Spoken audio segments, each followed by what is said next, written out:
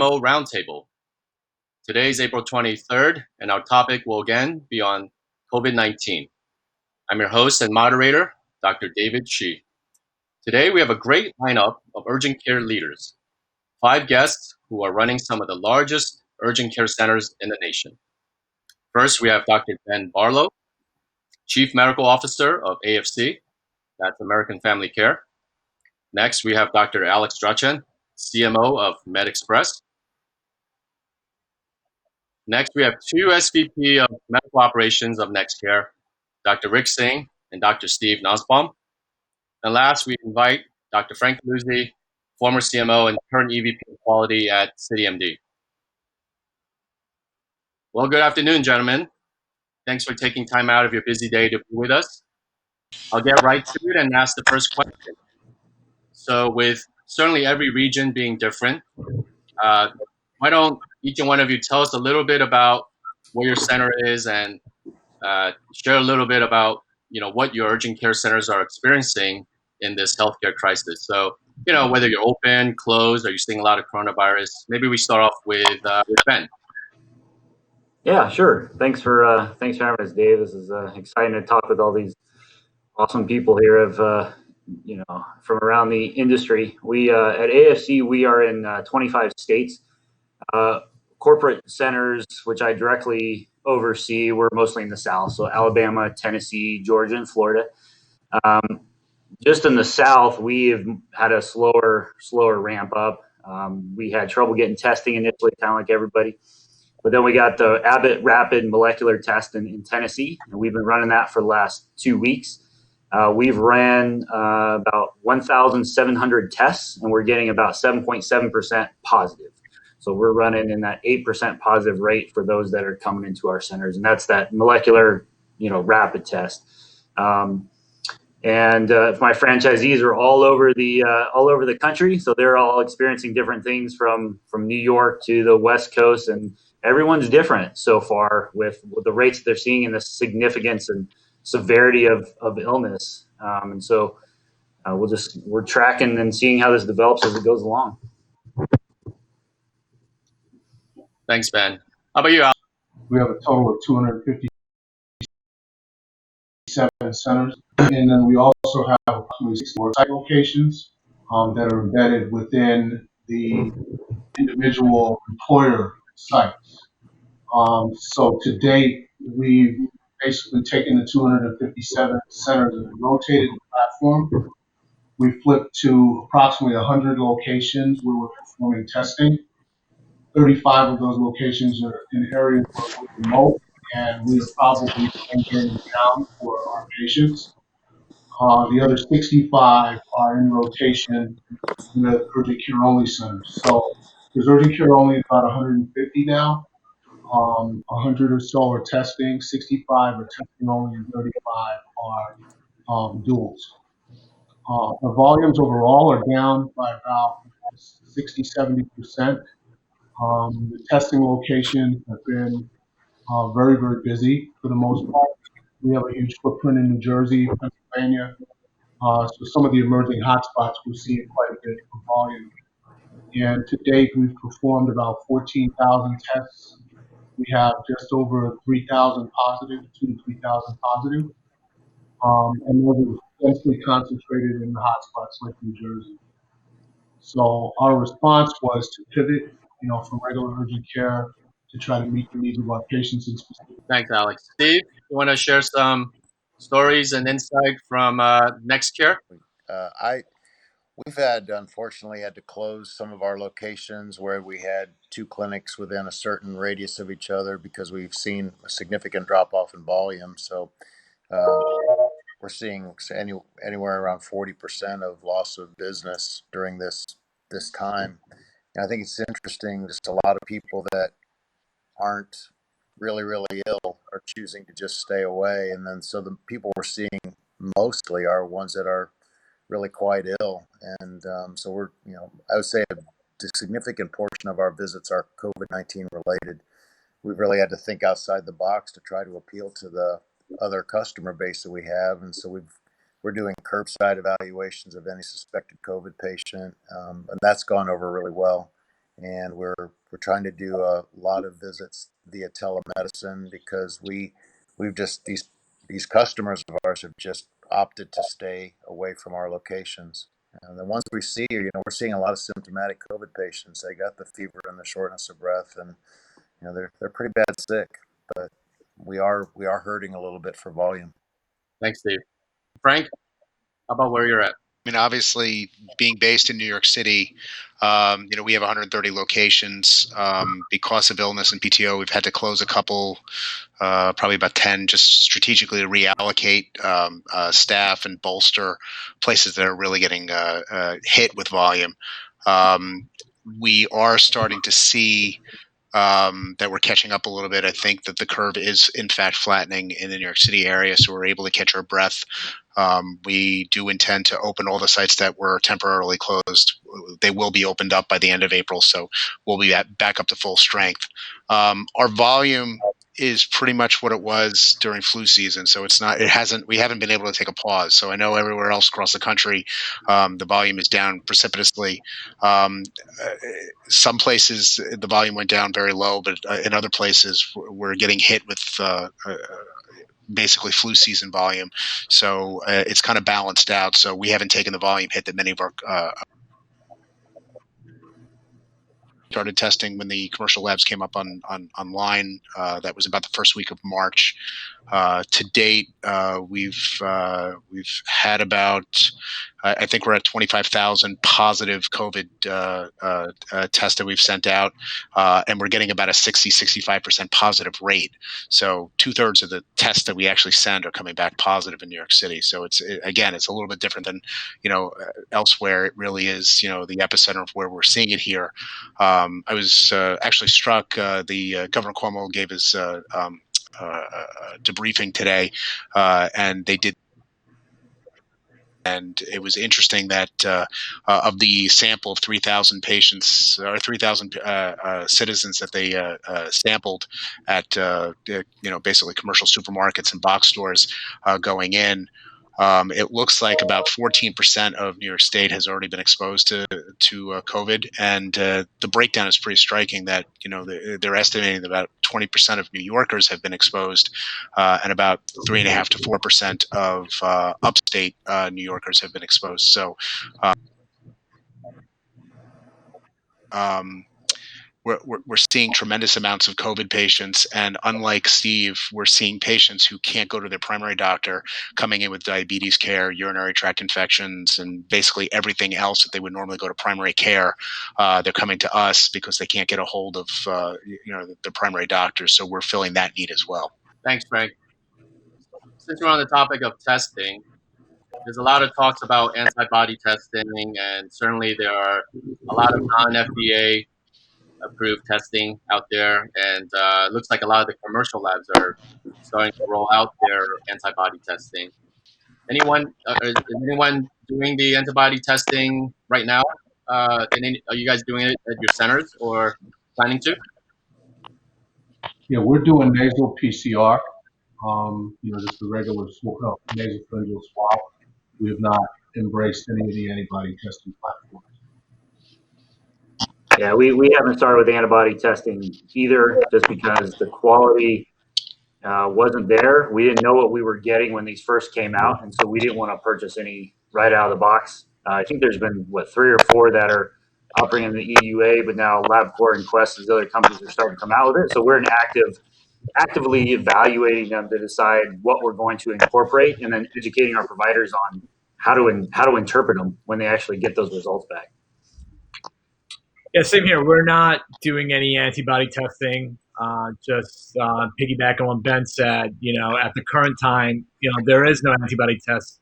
But, whether FDA or not, that can be to test, for IgM or IgG antibodies that are specific to COVID-19, and how likely it would be that the positive antibody was specific to COVID-19 or versus a different coronavirus strain is still unknown. So I think that's a challenge we have as well.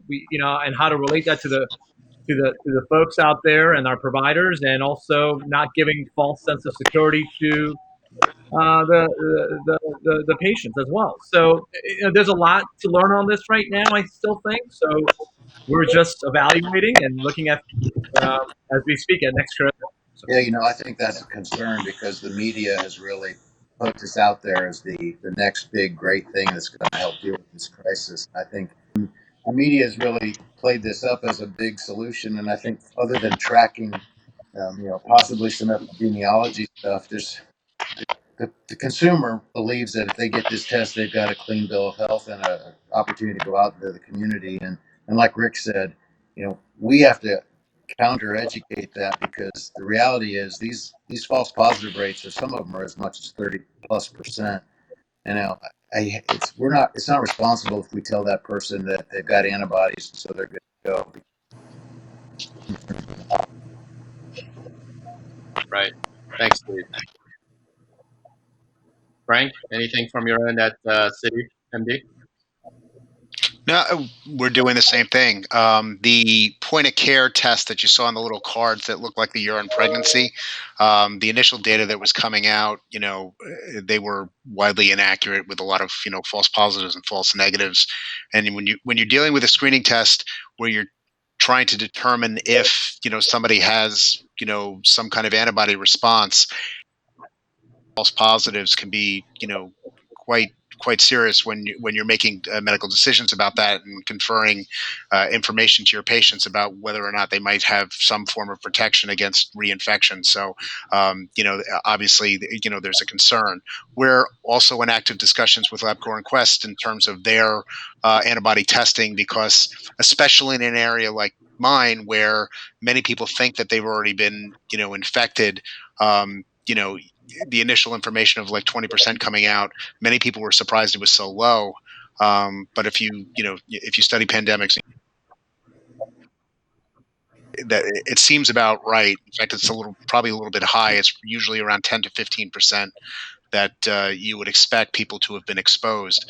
I think from a population health standpoint, very important that we get antibody testing so we understand what the prevalence may have been in the community, because when you start planning, this is the first bump. I mean, if you look at the 1918 pandemic, or the epidemic of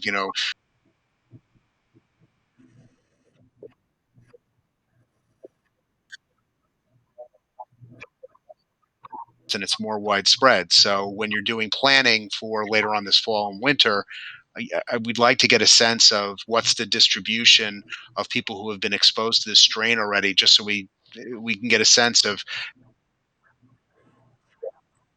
mortality rate of this is, so we can make better projections in our modeling, because the modelings are all based on the data that you put into it. So if we can get better data in terms of the prevalence and the mortality, it would be very helpful for our predictions this fall.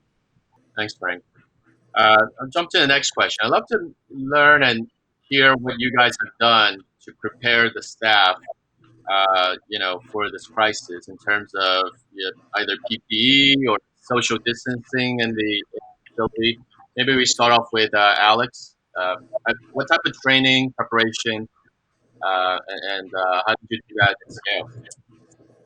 Yeah, so I think the one of the strengths that we have at Express as an organization has been the ability to build protocols, workflows, clinical processes around this issue.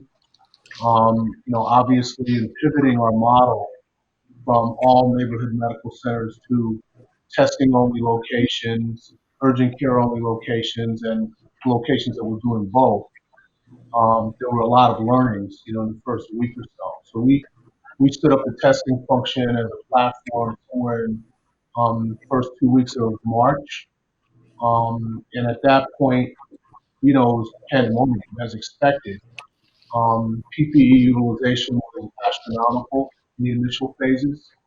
I think that what we were able to do was do some process work and streamline that and get to a place where people were able to use the appropriate PPE to gather a sample. Um, Subsequent iterations of the CDC recommendations, we kind of got ahead of those. We anticipated that travel from specific areas in the United States was going to be important. We anticipated that people needed to wear masks in any type of center. So we were able to get out ahead of that quite a bit. Our staff was masked, and then ultimately our patients. I think the issue, for me and really the learning was the ability to rapidly pivot in this scenario is very, very important. And it requires a lot of process work, workflow, and leadership. So I'm very proud of the efforts that we made at MedExpress to do that. Thanks, Alex. The PPE, obviously, what everyone said was a major learning curve. But what was interesting for us that may be different is we have a large primary care component to what we do. And so we had to think about, patients and what their perception of being in our waiting room when they were there for their blood pressure medication or diabetes medication versus somebody coughing. And so we moved to different scenarios to see what worked best in terms of we have a drive up. So we ramped up telemedicine really quick so that patients could call in and we could start their visit on telemedicine. And then we had parking slots where we would schedule them appointments to come in the parking slot, and we'd go out and take their stats and do a basic physical exam and then do the testing from there. We had some franchisees who did drive-through testing was scheduled, and they were doing examinations within cars to make patients feel more comfortable. And so now we're running kind of a hybrid model where we do the drive-up testing scheduled, but then we're also seeing normal patients within our clinic also. So we kind of been doing both within our clinics. Thanks, Ben. I want to talk a little bit about patients, and certainly in urgent care, the patient experience is so important. In our last conversation, in our last video, we talked a lot about treatment, medication, hydroxychloroquine. Curious what your experience is with patients asking for hydroxychloroquine or other type of medication. Are you sending a lot of patients to the ER? Are you following up with these patients? Maybe start with Rick and see what your thoughts are, and are you getting, what type of patient experience, is going on right now? I'll tell you your first question, Dave, on hydroxychloroquine and myosin. And although the use of these medications, is under EUA and ongoing, there is currently contradictory evidence of its efficiency, to be honest with you. So, and a lack of evidence. So, promoting something that looking at risk and benefits, you might be causing way more of a risk prescribing these medications than getting benefits, especially with patients with comorbidities like heart disease, etc. So, for next year, we have a memorandum for our employees and our providers. We've educated them on not to prescribe these medications currently. And has received well with everybody. And to be sensitive, they are used in certain, EUA approved for certain conditions, but we are, as an urgent care facility, is not the facility to be using these medications in. Your second question, Dave, on ER, we are doing our best. I'm sure Frank's getting a lot of this in New York. But in Arizona, we, as well, and every other state, we're doing our best not to overwhelm our health systems and trying not to, send folks to the ED if not necessary. So, that's why we've implemented actually a couple of model of care in the last 3 to 4 weeks to avoid those situations. Like Steve mentioned before, curbside and telemedicine. And actually telemedicine, to be honest with you, has been received amazingly for customer standpoint as well. I mean, they love this, to be exact.